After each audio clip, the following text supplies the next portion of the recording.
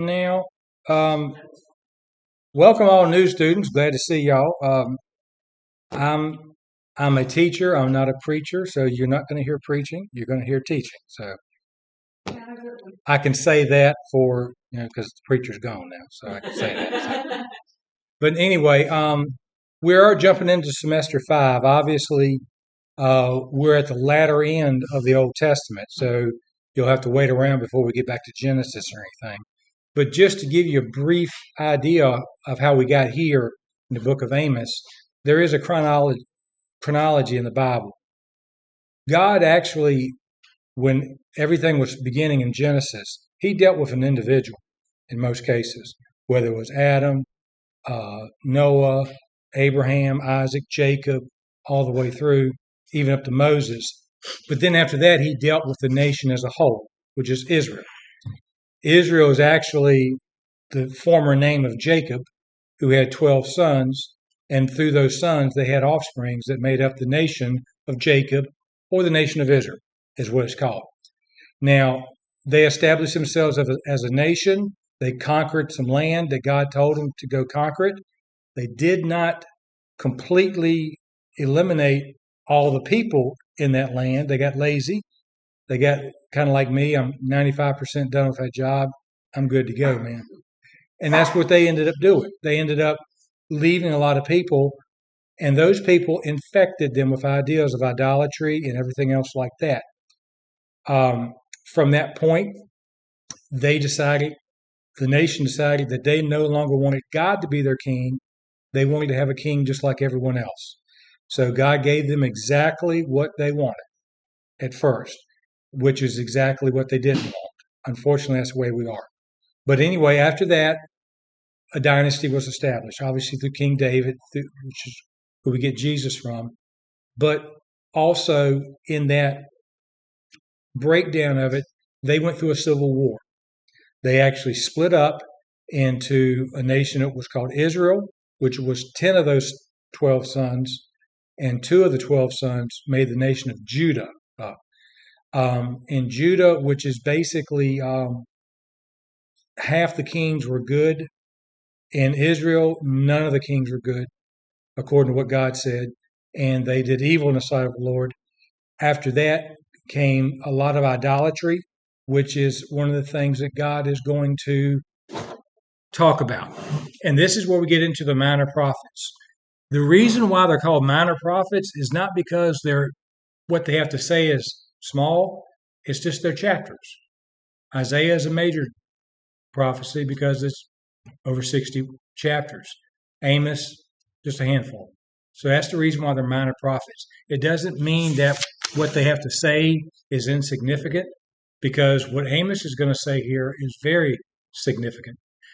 What I'm teaching here is not going to be in your books. This is just a basic overview of the book of Amos. If you have any questions about any of the things to fill in right there, if you look in the back, it will help you. This is basically going to give you a good idea of what you can find in the book of Amos and a little bit about him. So the 12 prophetic books of Hosea through Malachi is known as the minor prophets. And they're actually designed as a single book called the 12, actually. Amos is the third book of the 12. Why is it the first one and this one? I really don't remember. I can't remember what we did last semester, to be honest with you. I can't either. So once I purge all my head of all knowledge and just move on to the next week from there. But anyway, this is going to teach you a little bit about Amos himself and a little bit about how the book is laid out, so that way you can study it a little bit better. But basically, Amos, his occupation, as you look in chapter 7 here, he was a shepherd and also a gatherer of sycamore fruit, figs. So he actually was a fig farmer, if you want to call it that, and also a shepherd. That was his job. He lived actually right near the border between northern Israel and southern Judah. He actually lived in Judah, but actually he was called by God to prophesy against the nation of Israel. But also he does a lot of different ones in this particular book here. So the North had actually seized its independence It's been about 150 years from this point, and actually was currently being ruled by a king called Jeroboam II. Jeroboam, the first Jeroboam was actually the original king of the split nation of Israel, and God killed off all of his offspring to make sure he would never infect the world again because of what he did. And but there was another guy named Jeroboam, no relation to the first one. He was actually a successful military leader. He won some battles for Israel and generated lots of new wealth that were coming in. But in the eyes of the prophets, he was actually one of the worst kings ever. He actually made them productive economically, but decayed morally. So that's the reason why he was not looked at in the sight of God as being which we call a good king. His wealth led to social apathy, and he also allowed idol worship to Canaanite gods. Those same people that they didn't get rid of, they kept their idolatry, and a lot of times Israel would introduce that to the worship of Jehovah, or even exclude Jehovah altogether and say, I'm just going to worship these Canaanite gods because I like how they do it. And unfortunately, if you are following God and it always feels good, you're probably following the wrong God. So because it's usually difficult, and that's what he didn't understand. So, but now it actually basically got to the point where Amos couldn't take it anymore, and he sensed God's call to go up north and to Bethel, which is an important city with a very large temple, to start announcing God's word to the people. And that's how he ended up doing it. So that gives you a little bit of a general idea about Amos, what he did and how he was called, and what was going on in the nation of Israel.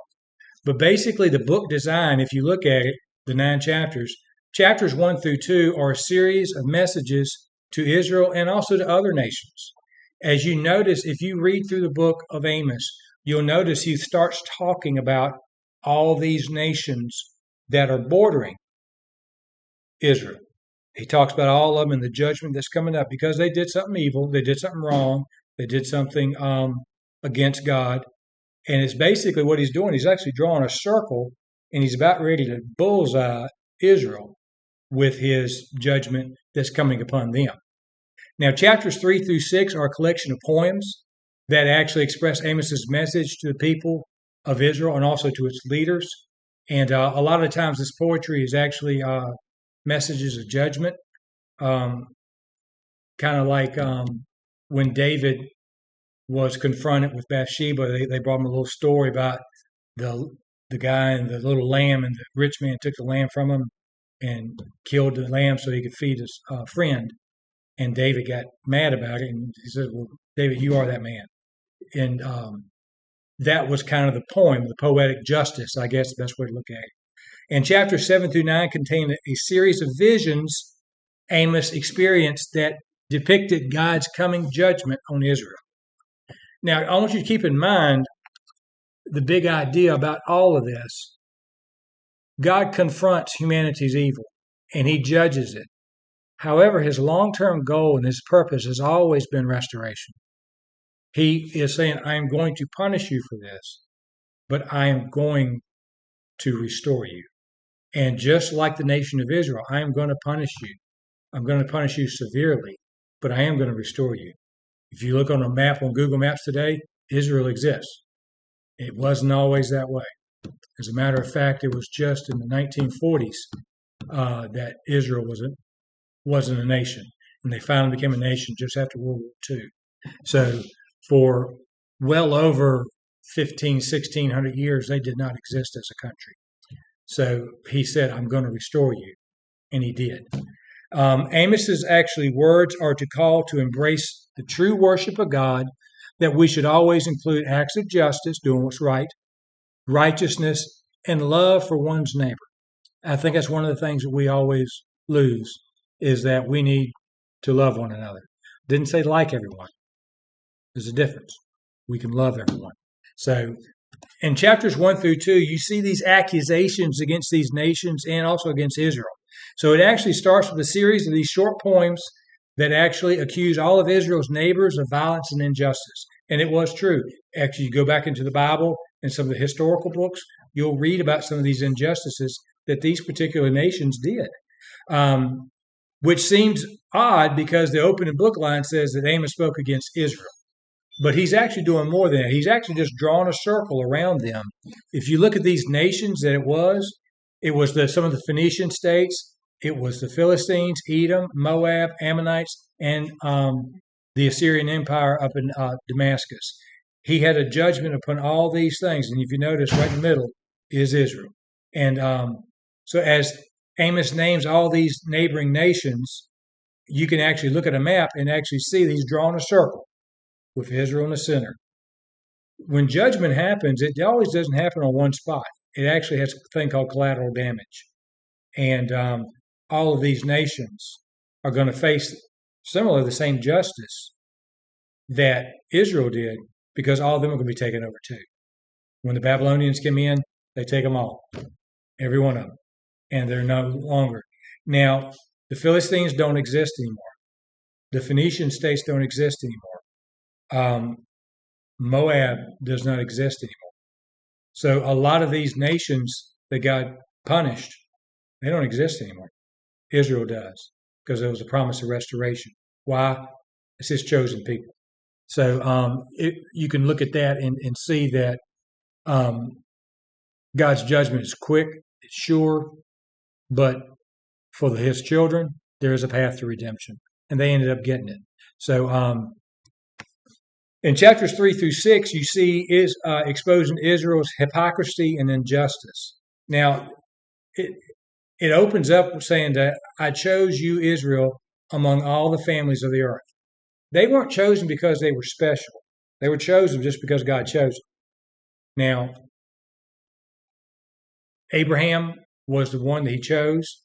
Through him, he had Isaac, Jacob. He could have chose Esau. Esau was the oldest one over Jacob, but he didn't. He chose Jacob. And then from that point, he stuck with the nation of Israel. The main point was to bring a redeemer, to bring Jesus through it. And that's the reason why he said this right here. He says, you only have I known all the families of the earth. Therefore, I will punish you for all your iniquities. If you are a good parent and your child does wrong, you are going to discipline that child. If that child is not yours and they do something wrong, please do not go discipline that child, because you can probably go to jail. Just makes sense. So that's exactly what he was doing right here. So now God called the family of Abraham to become God's blessing to all the nations. He continues this by saying, this is why I will punish you for all your sin. Israel had a great calling that came with a great responsibility. And so their sin and rebellion will bring great consequences. When I was 12, when I was even younger than that, I could get away with throwing a tantrum, laying on the ground, crying, snot slinging everywhere else. But when I do it now, I'm weird. I don't know why, but it just happens. So, because I'm older, more is expected of me. Israel had the promise of the Redeemer, had saw all the miracles, had saw the great things God had did, and they said, no, thank you. They're going to be hit harder. Why? Because God expected more out of them. I've shown you the way. You know what's right. And that's the reason why I'm doing this right here. So from all this, you can see through these poems that he did, you'll actually see a few key themes repeated. He constantly exposes the hypocrisy of Israel's wealthy people and also religious leaders. He describes how they faithfully attend the religious gatherings and give offerings to God, but neglect the poor, missing the total point of everything they're supposed to be doing. Amos says it's basically all a sham, and God hates their worship because it's totally disconnected from how they treat other people. How you treat other people is directly contingent upon how well you can worship God. If you treat people like crap, then you are not going to be able to worship God in the way that God needs you to worship him. You can't. And that's the reason why we got to be kind to people. We've got to show generosity We got to show respect when it's due, and they were not doing it. If you were poor, you were considered nothing. Um, if you were rich, you were considered everything. It's that way today, even more today. And so that's the reason why I think God will bring punishment upon us as well too. But God says that a real relationship with Him will transform a person and how they treat others. Amos called to true worship to let justice flow like a river and righteousness like a never failing stream. He said that in Amos chapter 5, verse 24. So these two words are important to Amos. Righteousness, which refers to a standard of equitable relationships, and also justice. We want justice, so we think. We want everything to be fair. If everything was fair, we'd all be down on a cross right now. So be careful what you ask for. So, but righteousness is a totally different thing. I want mercy more than I do justice. I want mercy and grace. So now, but both of these values are to permeate the life of God's people like a rushing river. We should be overflowing with generosity. And if we're overflowing with righteousness, our generosity will flow too. And that's what we got to understand. I'm not saying get all your money away to somebody, but what I am saying is don't withhold something from someone that's due. And I think from that, we can all appreciate that. Now, since all this particular time, from the time of Solomon all the way down, they've actually only accumulated more idols representing gods of sex, weather, and war. In the prophet's view, the worship of these gods always lead to an injustice. These gods simply don't require the same degree of justice and righteousness of the God of Israel, and they were actually immoral themselves. All the gods that they worshipped, were immoral. All of them. The god of sex, the god of war, the god of fertility, all these things, which was actually just something to appeal to our flesh. If you were bloodthirsty, you looked at the god of war. If you were sexually prowess, you'd actually look at the god of fertility or the gods of sex or whatever. And that's what he did. It fed their flesh, didn't feed their spirit. And that's the reason why God is going to eliminate that from them. A couple of verses here. Amos chapter 5, verse 4, it says, "For thus saith the Lord unto the house of Israel, Seek you me, and ye shall live." Verse 14 says, "Seek good and not evil, that you may live. And so be the Lord, the God of hosts, shall be with you, even as you spoken." So this God of Israel, instead of like those other gods, it says, if you seek me, you will live. He says also to seek the good of this God, and so that you also may live. True worship of our Creator is synonymous with doing good and spreading generosity and justice. That's what the whole book was about. It was pointing out the injustice that these nations done. I'm going to punish you. And it went to the individual as well, telling them to do what was right, seek justice, and be righteous. That's all words we can even live by today. From that point, he also had some visions about the day of the Lord. And this is actually some things that we haven't even seen yet, because this is actually either the millennial or the rapture, or a combination of all of them. These last 2 chapters are even haven't come true yet. They will come true. They haven't come true yet. If the other 6 did, obviously we're just waiting for the next 3 to be done as well. But the final paragraph is actually very important. It's the only sign of hope of the other side of judgment to help us see how this book explores the relationship between God's justice and mercy. While God must confront and judge evil among the nations, his long-term purpose has always been restoration. And that's what it's always going to be. Yes, he's going to punish you, but there's always that path to redemption. It started in Genesis chapter 3. From the time that sin entered this world, he says, I'm going to punish you, but I'm also going to provide a way for you to be restored, and that is through Jesus Christ. So the book of Amos actually, it's actually in the Old Testament, but a lot of it's still in the New, because a couple of things in these 3 chapters haven't even come true yet. So it's actually a very good book to read. I think you'll enjoy it. It is pretty much poetic, and I hate poetry, so just letting you know that. If you love poetry, it's there. If you hate poetry, just do the cliff notes. That's all I can tell you on that. So, but it is good, and it's actually something that you'll enjoy. And the book of Amos, just because it's a minor prophet, don't mean it has major implications, because these next few chapters here have a lot of major implications that affect us personally. So, with that, we'll go ahead and call it an evening for tonight. Any questions on famous Amos? None? All right.